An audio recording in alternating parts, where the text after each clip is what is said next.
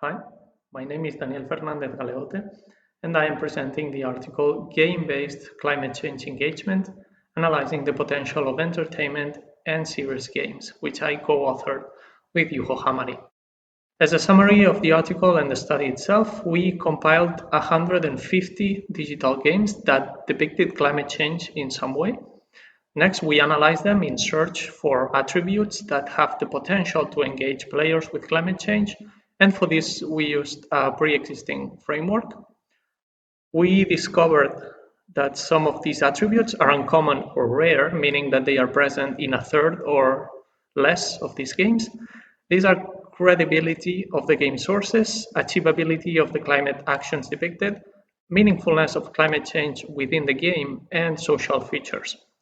We also discovered that some attributes tend to be associated with either serious or entertainment games, and as a result of our study, we recommend researchers to consider games' potential beyond their platform, be it mobile, computer, VR, etc., and beyond what they were made for. So, why should we care about climate change and digital games? First, because climate change has extremely concerning consequences, but at the same time, is very challenging to address. So irrespective of what one thinks should be done or who should do it, we still have much to do to engage everyone. Another reason is that diverse studies have shown that games can promote understanding, interest, and action, and also because the area of game-based climate change engagement is relatively new and not well understood. This study began with a systematic search of digital games in various websites and platforms, and this search yielded 109 serious games and 41 games for entertainment. Then we focus on two aspects. First, the presence of attributes with the potential to support climate change engagement, using as a checklist the framework published by Warachi and colleagues in 2019. And the second aspect involves the differences between serious games and entertainment games, for which we conducted chi-square tests of independence, comparing the presence of individual attributes in both samples. Our results show that attributes are unequally distributed. Some attributes are very common. These are found in between 77 and 88% of the games, and this group includes the use of feedback connected to climate change action, the concreteness of climate messages, the game being fun, and the presence of challenges about climate change.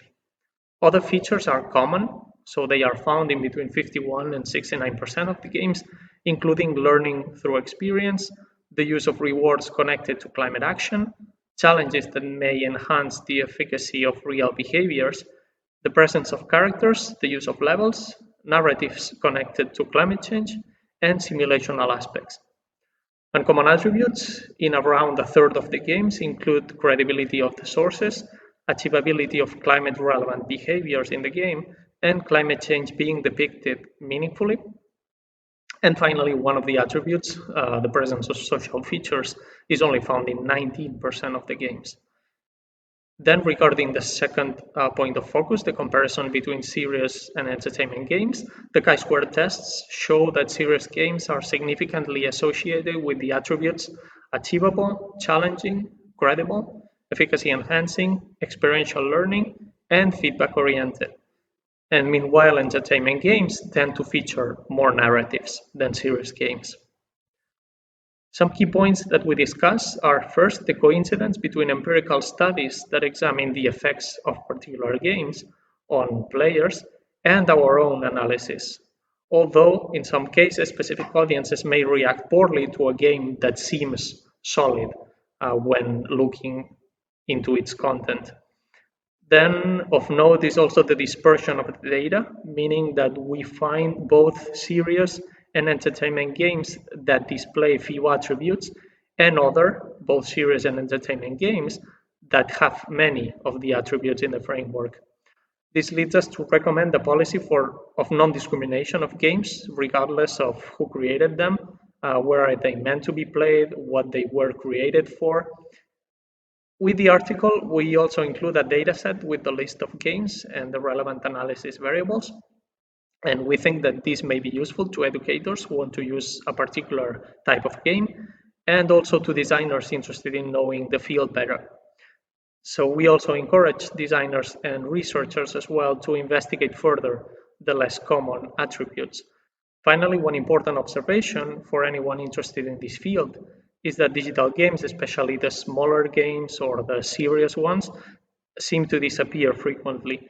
So, for example, the Adobe Flash end of life at the beginning of 2021 and the end of 2020 meant that some relevant games may not be playable anymore at this point.